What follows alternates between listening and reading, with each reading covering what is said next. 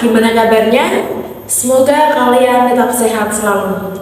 Sebelumnya, perkenalkan saya Kasmi. Di sini Ibu akan mendampingi pembelajaran kalian, khususnya pendidikan Pancasila dan kewarganegaraan.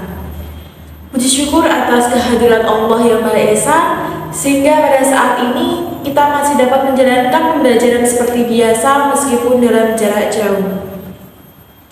Baik anak-anak, untuk memulai pembelajaran pada kali ini, alangkah baiknya kita berdoa terlebih dahulu. Berdoa menurut agama dan kepercayaan masing-masing, dipersilakan. Langsung saja kita masuk ke materi ya. Di sini Ibu akan membahas ketentuan Undang-Undang Dasar Negara Republik Indonesia dalam kehidupan berbangsa dan bernegara. Sebelum Ibu menjelaskan ke materinya langsung, di sini Ibu mau bertanya terlebih dahulu. Apakah kalian mengetahui apa itu Undang-Undang Dasar Negara Republik Indonesia? Terus, apa saja yang diatur dalam Undang-Undang Dasar Negara Republik Indonesia? Ya, benar. Undang-Undang Dasar Negara Republik Indonesia merupakan suatu hal yang meliputi konstitusi bagi negara Indonesia. Nah, dalam satu konstitusi tadi ada beberapa hal-hal yang termuat dalam ketentuan Undang-Undang Dasar Negara Republik Indonesia yang sudah Ibu sebutkan tadi. Ada 4 pokok tadi, apa saja? Iya, benar. Dalam Undang-Undang Dasar Negara Republik Indonesia memuat 4 sub-sub atau 4 pokok dasar. Apa aja? Yaitu 1. Wilayah negara kesatuan Republik Indonesia. Lalu adanya kedudukan warga negara dan penduduk, kemerdekaan beragama dan kepercayaan di Indonesia, dan sistem pertahanan dan keamanan negara. Nah, jadi itu ada 4 pokok pembahasan yang dibahas dalam Undang-Undang Dasar Negara Republik Indonesia. Baik anak-anak, di sini Ibu akan membahas satu persatu dari poin-poin yang Ibu sampaikan tadi. Pertamanya, Ibu di sini akan membahas mengenai wilayah negara kesatuan Republik Indonesia. Wilayah negara Indonesia diatur dalam pasal 25A Undang-Undang Dasar 1945 yang berbunyi, negara kesatuan Republik Indonesia adalah sebuah negara kesatuan yang berbentuk Nusantara dengan wilayah yang batas-batas dan hak-haknya ditetapkan dalam Undang-Undang Dasar. Selanjutnya yaitu kita dapat memperoleh atau memetakan wilayah negara kesatuan Republik Indonesia. Indonesia adalah negara kepulauan terbesar di dunia. Luas wilayah negara kita adalah 5.180.053 km persegi yang terdiri atas wilayah daratan seluas 1.922.570 km persegi dan wilayah lautan seluas 3.257 km persegi. Di wilayah yang seluas itu tersebar 13.466 pulau. Wilayah laut Indonesia dibagi menjadi 3 macam. Apa aja itu yang termasuk ke dalam wilayah laut Indonesia? Di antaranya yaitu 1. Ada zona laut teritorial, ada zona landasan kontinen, dan zona ekonomi eksklusif. Untuk penjelasan mengenai materi tadi dapat kalian cari untuk tugas kalian nanti ya, mengenai pengertian jenis-jenis laut Indonesia. Selanjutnya yaitu batas-batas wilayah negara kesatuan Republik Indonesia yang sudah Ibu tampilkan dalam slide PPT, bisa kalian amati.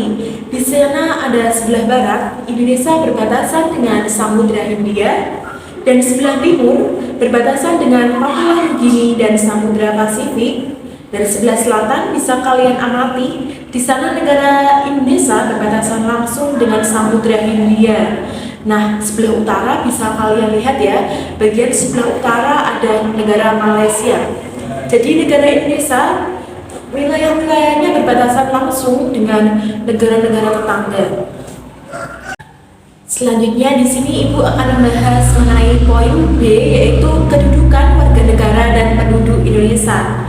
Kedudukan warga negara dan penduduk Indonesia diatur dalam Pasal 26 Undang-Undang Dasar 1945 Negara Kesatuan Republik Indonesia, di mana yang berbunyi yang menjadi warga negara adalah orang-orang bangsa Indonesia asli dan orang-orang bangsa lain yang disahkan dengan undang-undang sebagai warga negara. Ayat 2 yaitu syarat-syarat mengenai kewarganegaraan ditetapkan dengan undang-undang. Dalam pokok warga negara dan penduduk terdapat poin-poin, yaitu diantaranya ada status warga negara Indonesia dan asas-asas kewarganegaraan Indonesia dan syarat-syarat jadi warga Indonesia serta penyebab seseorang itu kehilangan kewarganegaraannya. Baik anak-anak, di sini ibu langsung saja ya bahas mengenai poin 1, yaitu status warga negara Indonesia. Status warga Indonesia dapat diperoleh dengan cara yaitu warga negara Indonesia adalah orang Indonesia asli dan orang Indonesia asing yang disahkan menjadi warga negara Indonesia. Jadi semua orang atau misalnya warga negara asing yang disahkan secara resmi oleh undang-undang, maka dia dianggap sebagai warga negara Indonesia. Poin kedua yaitu asas-asas kewarganegaraan Indonesia. Asas kewarganegaraan adalah dasar berpikir dalam menentukan masuk tidaknya seseorang dalam golongan warga negara dari suatu negara tertentu. Menurut penjelasan Undang-Undang Negara Republik Indonesia Nomor 12 Tahun 2006 tentang Kewarganegaraan Republik Indonesia dinyatakan bahwa Indonesia dalam penentuan kewarganegaraan menganut asas-asas sebagai berikut. Apa aja yang dianut dalam penentuan kewarganegaraan Indonesia? Ya benar. Di antaranya itu satu, yaitu adanya asas ius sanguinis, ius soli, dan asas kewarganegaraan tunggal, asas kewarganegaraan ganda terbatas. Nah, nanti tugas anak-anak mencari penjelasan mengenai pengertian atau penjelasan asas-asas tadi ya. Lanjut di sini ibu akan menjelaskan materi syarat-syarat menjadi warga negara Indonesia. Nah, kok bisa sih Bu? Jadi kita sebagai warga negara Indonesia apakah harus memenuhi syarat terdahulu? Iya, jadi kita sebagai warga negara Indonesia kita harus memenuhi syarat-syarat sebagai warga negara. Lalu syarat jadi warga negara itu apakah mudah? Nah, di sini ibu akan menjelaskan ya. Penduduk asli negara Indonesia secara otomatis dia adalah warga negara Indonesia.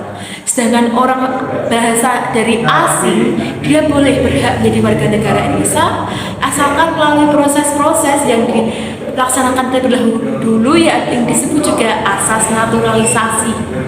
Nah, di sini menurut dalam suatu ketentuan proses permohonan itu dinamakan dengan kewarganegaraan atau naturalisasi. Naturalisasi itu dibagi menjadi apa sih Bu? Nah, naturalisasi itu dibagi menjadi dua, yaitu naturalisasi biasa dan naturalisasi istimewa. Ketika kita sudah melaksanakan naturalisasi yang sudah ketentuannya sudah diatur dalam Undang-Undang Dasar tentang warga negara, maka orang asing yang sudah melakukan naturalisasi tadi dia sudah resmi menjadi warga negara Indonesia. Dalam proses naturalisasi tadi ada syarat-syarat tertentu yang kita biasanya itu membayar uang untuk kas negara, itu salah satunya. Untuk nanti bisa anak-anak cari sendiri ya untuk tambahan materi yang ibu sampaikan.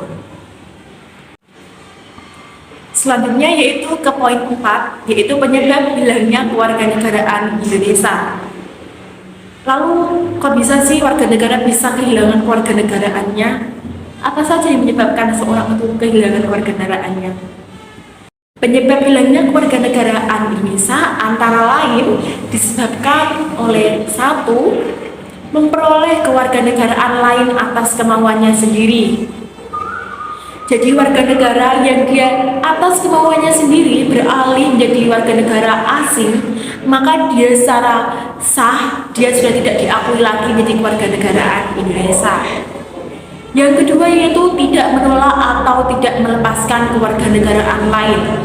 Pada asas ini biasanya itu terjadi pada seorang yang memiliki kewarganegaraan ganda. Jadi seorang yang memiliki kewarganegaraan ganda harus memutuskan memilih salah satu kewarganegaraan ketika dia sudah dianggap dewasa, biasanya berumur minimal 17 tahun. Selanjutnya yaitu masuk ke dalam dinas tentara asing tanpa disertai izin dari presiden. Seorang warga negara Indonesia yang dengan mengikuti tentara asing tanpa izin dari presiden, maka dia diputuskan dia keluar dari warga negara Indonesia karena dia sama saja tunduk dan patuh kepada peraturan warga negara asing. Dan lain sebagainya yang ibu belum jelaskan, mungkin anak-anak nanti bisa mencari contoh yang banyak mengenai penyebab hilangnya kewarganegaraan Indonesia. Materi selanjutnya yaitu kemerdekaan beragama dan berkepercayaan di Indonesia. Kemerdekaan beragama di Indonesia diatur dalam pasal 28E, pasal 28I, dan pasal 29 ayat 2 Undang-Undang Dasar Negara Republik Indonesia tahun 1945. Satu yaitu pengertian kemerdekaan beragama dan berkepercayaan. Kemerdekaan beragama itu apa? Kemerdekaan beragama dan berkepercayaan mengandung makna bahwa setiap manusia bebas memilih melaksanakan ajaran agama menurut keyakinan dan kepercayaannya. Akan tetapi kepercayaan beragama itu tidak dimaknai sebagai kebebasan untuk tidak beragama atau bebas untuk tidak beriman kepada Tuhan Yang Maha Esa. Nah, apabila seorang warga negara seperti yang ibu jelaskan tadi, maka warga negara tersebut ateis. Selanjutnya yaitu membangun kerukunan umat beragama.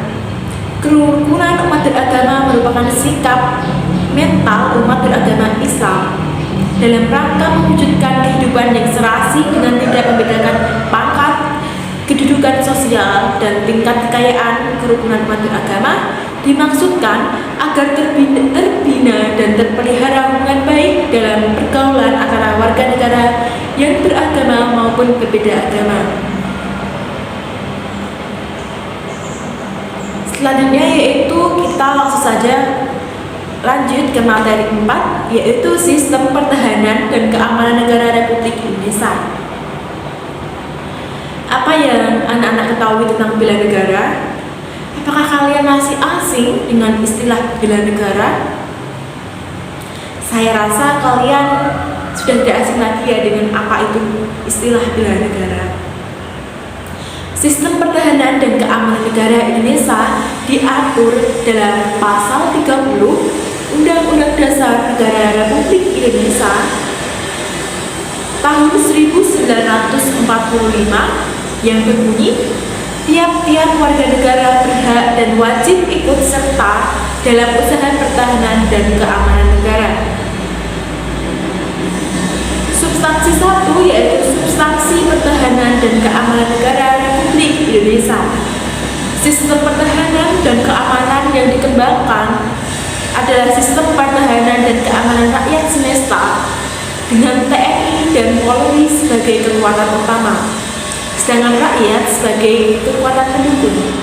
Apa sih Bu maksud dari kalimat ini? Jadi dalam negara Indonesia, Undang-Undang Dasar Negara Republik Indonesia yang berperan sebagai kekuatan utama pertahanan dan keamanan yaitu TNI dan Polri. Lalu apa peran rakyat?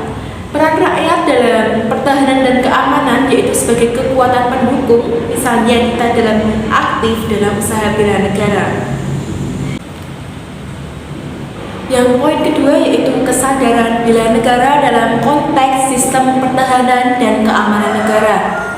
Kesadaran bela negara pada hakikatnya adalah kesediaan berbakti pada negara dan berkorban demi membela negara.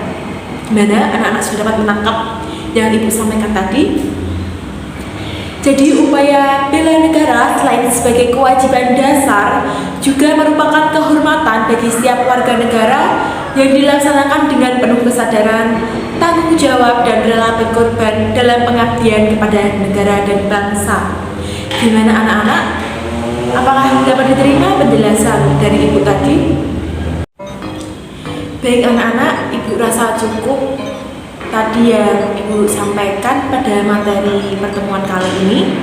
Semoga anak-anak dapat memahami yang ibu sampaikan tadi. Langsung saja di sini ibu akan membuka sesi tanya jawab. Untuk pertanyaan, anak-anak bisa mengirim pertanyaannya di kolom komentar akun ini ya, atau bisa kalian kirim ke WA itu saja. Nanti kita diskusikan di grup WA. Apresiasi saya berikan pada kalian yang semangat dan antusiasnya luar biasa dalam mengikuti pembelajaran daring. Terima kasih saya ucapkan karena dengan adanya kalian saya menjadi belajar hal baru, strategi pembelajaran yang baru bagi seorang guru. Tentunya ibu berharap kalian bisa mengambil manfaat dari pembelajaran daring ini. Oleh karenanya, untuk segala keterbatasan saya, kekurangan saya, hal di luar dugaan saya, ucapkan mohon maaf sebesar-besarnya. Gimana, dimaafkan ya? Iya, dimaafkan ya. Kemudian hal terakhir, harapan ibu tentang semangat mengikuti pembelajaran daringnya. Dan satu pesan saya, don't stop when you tired, but stop when you finish. Jangan berhenti meskipun kalian lelah, tetapi berhentilah ketika kalian telah selesai. Karena apa? Ingatlah perjalanan kalian yang sudah sejauh ini dalam menimba ilmu. Ketika kalian lelah, maka ingatlah proses panjang yang sudah kalian laksanakan untuk mencapai pada titik ini. Oke ya, semoga kita dapat bertemu lagi di lain kesempatan. Semoga pertemuan kedepannya kita dapat bertatap muka secara langsung. Gimana? Kalian masih ingin belajar daring atau ingin tatap muka? Ya, tentunya sama. Ibu juga ingin kita pembelajarannya dilaksanakan secara tatap muka, biar ibu bisa mengenal kalian satu persatu. Sehat selalu dan sukses selalu ya. Sekian, terima kasih. Wassalamualaikum warahmatullahi wabarakatuh.